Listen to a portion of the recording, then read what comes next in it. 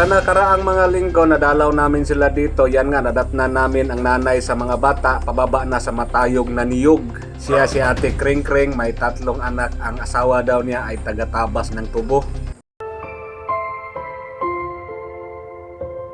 Ang trabaho dahil sa iyang bana, Tabas sa Tubo. Tag-tris ambangan. Ikaw, mura kang kabili. Mga pres, kundi mamagol nung guna.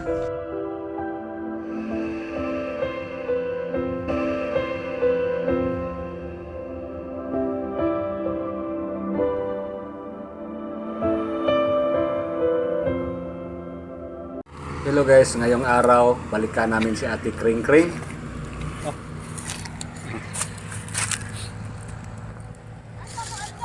La Kring Kring. Ah, ang nabilin di hayarang kuan. Ya, anak ug yabanda. Ato lang sa namo. Kabangi lang po kaya pa Manila. Lagi namin dalang tabang. Salamat kaya. Ah.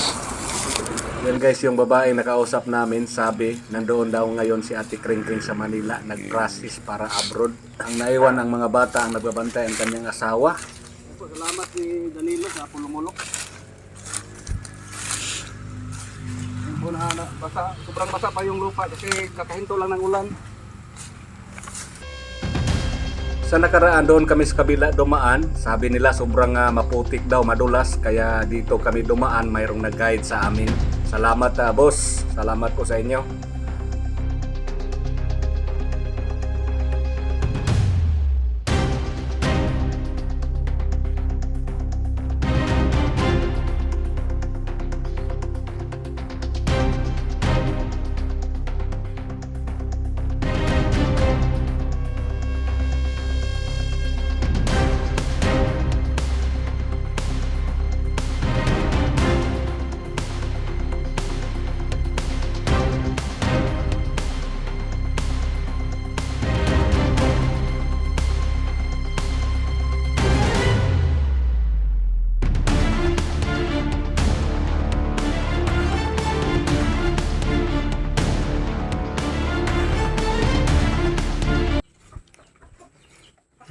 Salamat kayo.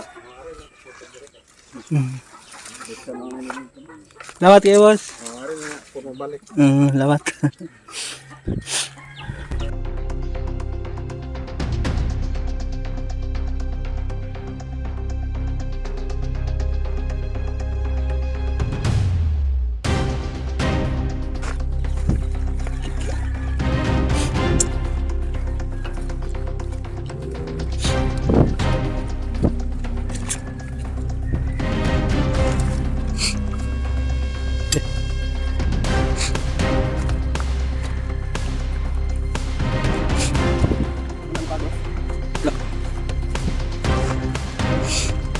Malapit na tayo.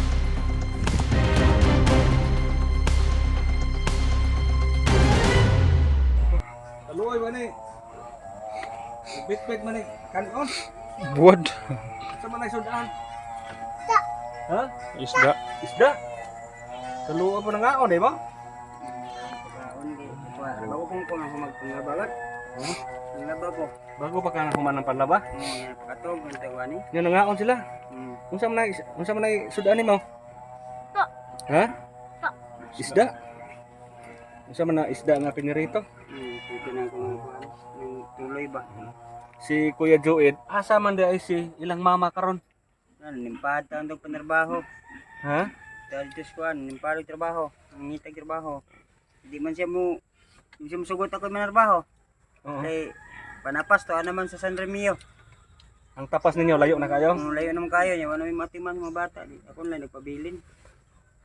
So si Ate Kring Kring Siya lang nang wan. nangita og trabaho Hmm. para asa man Sa kuan, Manila. sa Manila. Hmm. Yan po guys, si Ate Kring Kring.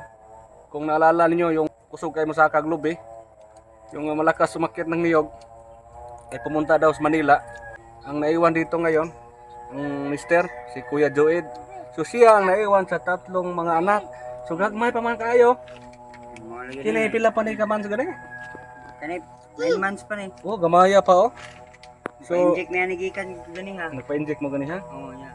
So okay ra na nga, okay ra na ikaw lang mabilin sa mga bata. Okay na lang dahil Sa magsupak pa kita. Hindi na lang kita makuhaan. Ato na lang yung Oh, kasi guys si Kuya tabasiro ng tubo. So ngayon po ang tapas ngayon layo na kuno kayo.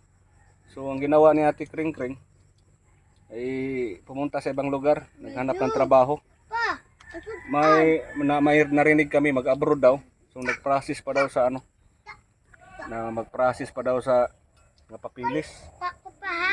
So gagmaya luoya pod mga bata, gagmaya pag ibiyaan. So kaya ra mga bata, bantayan. kaya raman pero Ang laba. laba. Oo. Mama, pwede pag humanaw panglaba po. Oo. Ito pa karong kuano po nila ni. Sige lang kay basig makapasar to, makadayon to. Lagi Basig makaginawa-ginawa no, kaluyan, magampo lang. Kaluyan sa Ginoo. Makakuanag, makapaglag tarong nga amo. Makakuha og tarong nga amo. Pero may na lang mga bata kay mukaon jud. Kinira may kuan kayo. Kaniray ati manunon gamay. Presyo man ni Ang kayo. usa nakabulingit lagi to sa mumhang ulo. Na may dala ninyo ha? May dala makatabang-tabang pod ha? Salamat kayo. Nanay mga dilata, mga gatas. Tatay, groceries guys. Yan, sari-sari po ito. Yan. Terus mayroon itong gatas ha. May gatas ito, dilata. Ha? Mala na inyong Salamat. Inday. Salamat Nasod ninyo ha? Oh, Ibutang na siya. Oh, daghan na siya. Huwag na abot tayo. Bugas ha? Tay bugas. Ya. Mga bugas. Dami to.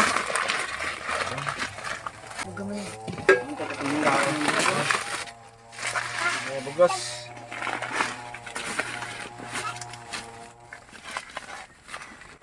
Ito bugas oh. So mayroon na magkatabang-tabang nyo mintras thank you. habang si Ate Kring Kring hindi pa nagpadala ng pira, mayroon kayong konsumo at saka mayroong groceries at saka mayroon din akong ibigay na cash, ha? Para pang palit ninyo sudan kung mahurot, ha? Oh, Oh. Pero nainisulti na mo dito sa karsada nga si Ate Kring Kring mayroong tumulong, nag-process ng mga papilis para sa ibang bansa, mag-abroad daw. No, mag-abroad. wala kuan ay tabangan lagi siya kay. Oh, mayroong tumulong. Oy, lagi pud siya pun sa mo. Oo. Mayroong naawa sa kanila. Mayroong tumulong kay Ate Kring Kring. Sana Ate Kring Kring magpakatatag kayo na malayo kayo sa mga anak ninyo. At saka ano lang, maningkamot lang, mag-ampo sa Ginoo. So mga anak niyo dinhi gagmay pa kayo. Si Kuya, makaya ra ning Kuya, manglaba. Kana naibugas groceries at naapoy cash ha. 2,200 na cash. Thank you, salamat kayo. Galing ni Sir Danilo sa Pulumulok. Salamat sir. Sir Danilo sa Pulumulok. So, magkatabang-tabang na sa inyo ha karon. Oh, makatabang-tabang na na eh.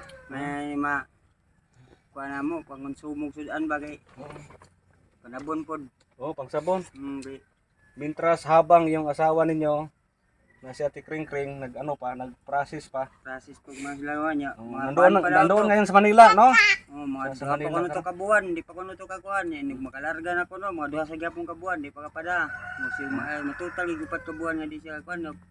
Ako po diri og nay ginagmay nga kuan usahay mo. Ug ka man ako aning panglaba nga daghan kay bulingon gibilin.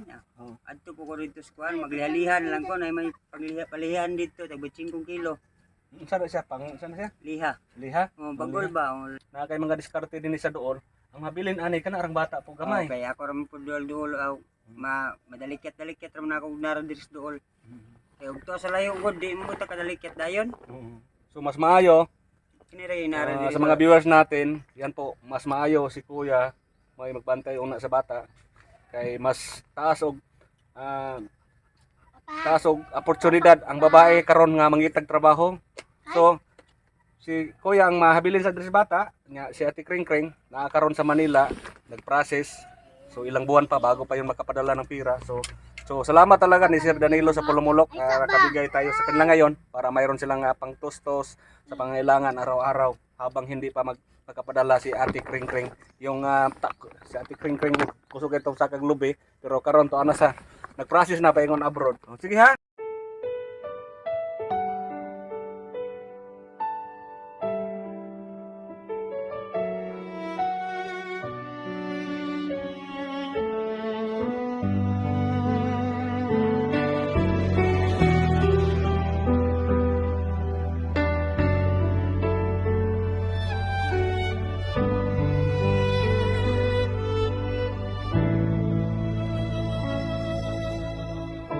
mga kwento ang lansangan na hindi naririnig ng karamihan. Sa gitna ng hirap at katahimikan, may tulong na dumarating nang walang kapalit. May mga pamilyang kulang ang hawak, pero buo pa rin ang loob at pangarap.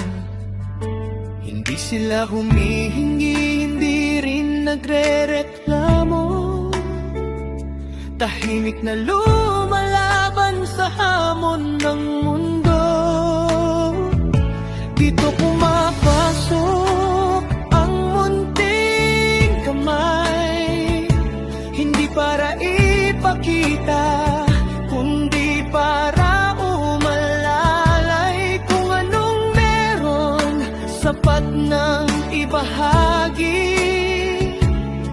Basta ang puso ay tapat at totoo palagi. Hamene o Siblos, simpleng pagtulong lang para sa mahihirap, walang kapalit.